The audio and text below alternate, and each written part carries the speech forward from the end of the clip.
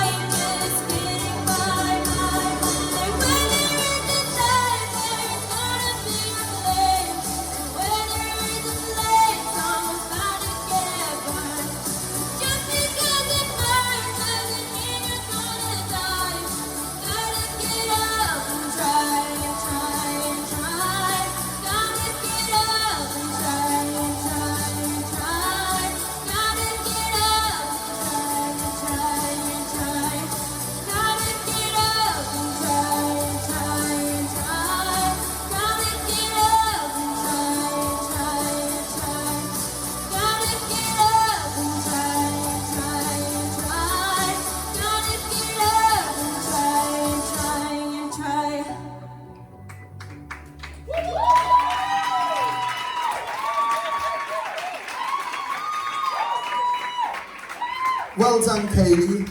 Kelly, what do you think of Kaylee's performance tonight? You're just such a strong vocalist. Your voice is always so clean, it's always so powerful.